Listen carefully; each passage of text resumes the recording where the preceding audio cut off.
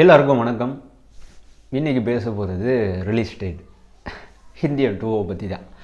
So இந்த படத்தோட shooting முடிஞ்சிருச்சிங்க. இது சம்மந்தமாக ஒரு வீடியோ ஒன்று போஸ்ட் பண்ணியிருந்தேன் சேனலில். ஸோ அந்த வீடியோவில் ஷூட்டிங் அப்டேட்டு எல்லா விஷயத்தையும் நான் ஷேர் பண்ணியிருந்தேன். பார்க்காதவங்க இப்போ பார்த்துருங்க. நிறையா சர்ப்ரைஸான ஷூட்டிங் அப்டேட்டு அந்த வீடியோவில் இருக்குது.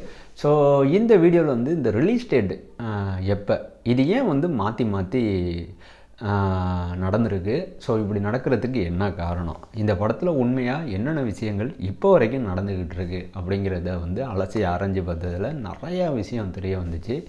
ஸோ இந்த படத்தோட ஷூட்டிங் பார்த்திங்கன்னா தாறுமாறாக முடிஞ்சிருச்சு. ஆனால் திரும்பவும் இந்த படத்தோட ஷூட்டிங் ஆரம்பிச்சிருக்காங்க. ஆனால் காஸ்டிங்கெலாம் வச்சு இந்த படத்தோட ஷூட்டிங் ஸ்டார்ட் பண்ணல, வெறுமனே டெக்னீஷியனை வச்சு தான் ஸ்டார்ட் பண்ணியிருக்காங்க. ஸோ இந்த படத்தோட எடிட்டிங்கு, விஎஃப்எக்ஸ் காட்சி, சிஜி ஒர்க்கு, அப்புறம் ஆர்ட் டைரக்ட் டிபார்ட்மெண்ட்டு, ஸோ இவங்களுக்கெல்லாம் இந்த படத்தில் வேலை இன்னும் முடியல. ஸோ A to Z இவங்க தான் இந்த படத்துக்கு முக்கிய பலமே.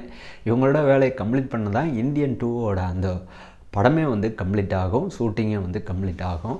ஸோ இவங்களோட வேலை கூடிய சீக்கிரமே முடிய போகுது அப்படின்னு தெரிய வந்திருக்கு. ஸோ இவங்க வேலை பார்த்திங்கன்னா இந்த படத்துக்கு ரொம்ப ரொம்ப முக்கியம்.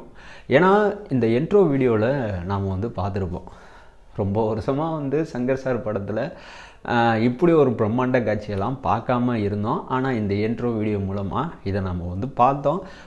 உங்களுக்கு எப்படி பிடிச்சிச்சு பிடிக்கல அப்படிங்கிறது எனக்கு தெரியாது. ஆனால் எனக்கு உண்மையில் பிடிச்சிருந்துச்சி. பட் ஆனால் நிறையா மக்களுக்கு இந்த இன்ட்ரோ வீடியோ பிடிக்கவே இல்லை. அவங்கெல்லாம் சொன்ன கருத்து என்ன தெரியுமா, இந்த ஃபர்னிச்சரை, அதாவது ஐகானிக்குன்னு சொல்கிற தமிழ் சினிமா இண்டஸ்ட்ரியில் இந்தியன்னு ஒரு படத்தோட ஃபர்னிச்சரை ஏன் தொடணும், அப்படியே தொட்டாலும் சரியாக எடுக்க முடியலன்னா நம்ம தொட வேண்டிய வேலையே இல்லையே. ஸோ தன்னோட சொந்த கதையே படமாக அடுத்த பார்ட்டி எடுக்கிறேன்னு சொல்லி ஃபர்னிச்சரை தூக்கி போட்டு சங்கர் சார் மிதிக்க போகிறாரு. இது நடக்க தான் போகுது. ஏன்னா இன்ட்ரோ வீடியோ சரியே இல்லை அப்படின்னு நிறைய பேர் கமெண்ட் பண்ணிகிட்ருக்காங்க. ஆனால் என்னை பொறுத்த வரைக்கும் நான் இவங்க சொன்ன மாதிரிலாம் நான் சொல்ல மாட்டேன். எனக்கு உண்மையிலே பிடிச்சிருந்துச்சி. சங்கர் சார் அந்த மேஜிக்கை நாம் படம் பார்க்குறப்ப தான் உணர முடியும், என்ஜாய் பண்ண முடியும், புரிஞ்சிக்க முடியும். ஸோ இவங்களோட வேலை பார்த்திங்கன்னா ஏப்ரல் மாதத்துக்குள்ளே முடிக்கணும் அப்படின்னு சங்கர் சார் ஆர்டர் பண்ணியிருக்காரு.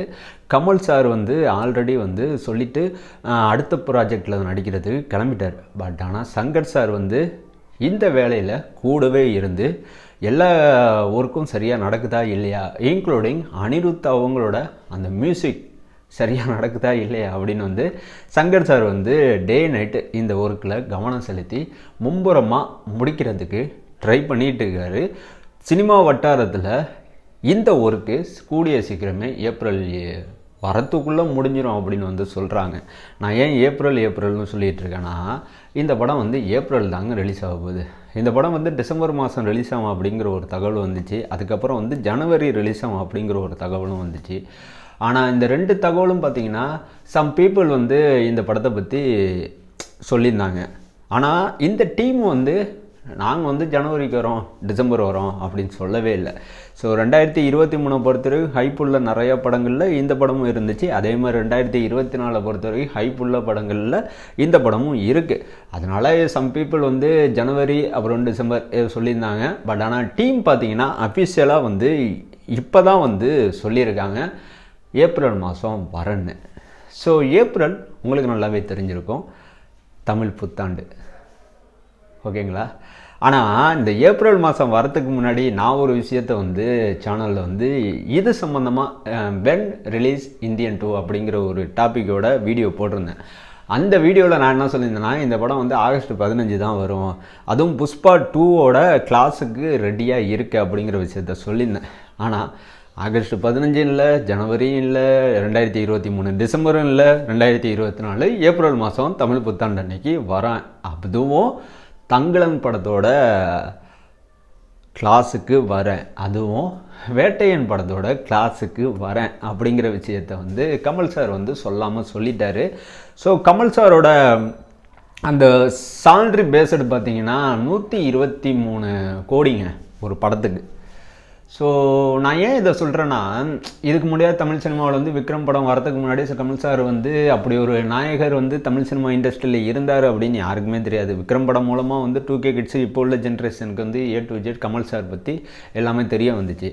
ஆனால் அந்த சாலரி பேஸில் வந்து கமல் சார் வந்து இவ்வளோ தொகை வாங்குறாரு, அவ்வளோ தொகை வாங்குறாரு, இவ்வளோ அமௌண்ட் அப்படிங்கிற ரூமர் இருந்துக்கிட்டே இருந்துச்சு. ஆனால் உண்மையான ஒரு பட்ஜெட் பார்த்தீங்கன்னா, அதாவது சாலரி பேஸில் இவர் வாங்குறது கிட்டத்தட்ட 123 கோடி. இது மட்டும்தான் இப்போதைக்கு வாங்கிட்டு இருக்காரு. ஸோ கல்கியோட ப்ராஜெக்டில் கூட நடிச்சிட்ருக்காரு, வில்லனாக நடிச்சிட்ருக்காரு. அந்த படத்தில் இவ்வளோ அமௌண்ட்டில் தான் வாங்கி நடிச்சிட்ருக்காரு. இதை நல்லா மைண்டில் வச்சுங்க. ஸோ இந்தியன் 2 பொறுத்த வரைக்கும் நமக்கு ஏகப்பட்ட சர்ப்ரைஸ் இருக்குங்க. நம்ம வந்து நினச்சி பார்க்க முடியாத பல விஷயத்த சங்கர் சார் வந்து இந்த படத்தில் வந்து சொல்ல போகிறாரு.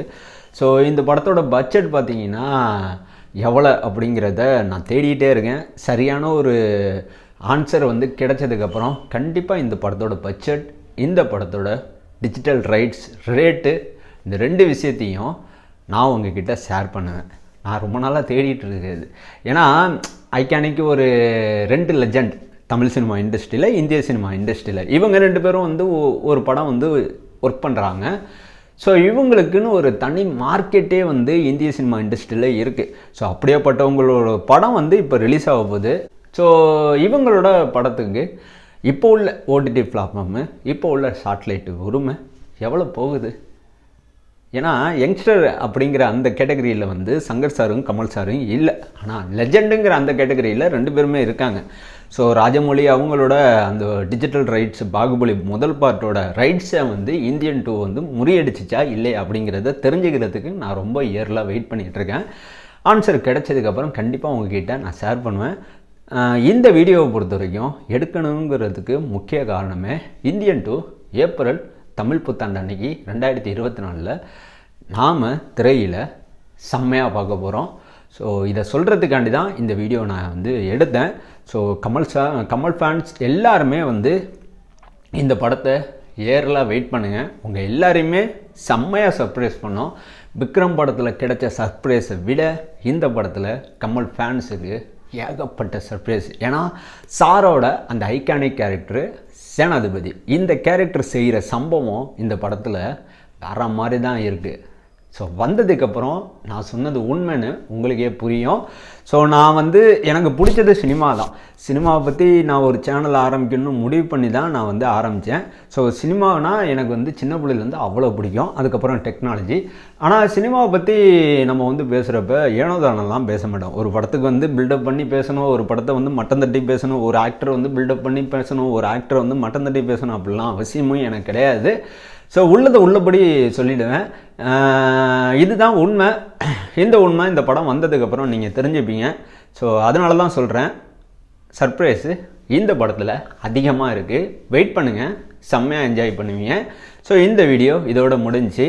நான் உங்கள் மணிகரி. நான் உங்களை நெக்ஸ்ட் வீடியோவில் பார்க்குறேன். தேங்க்யூ.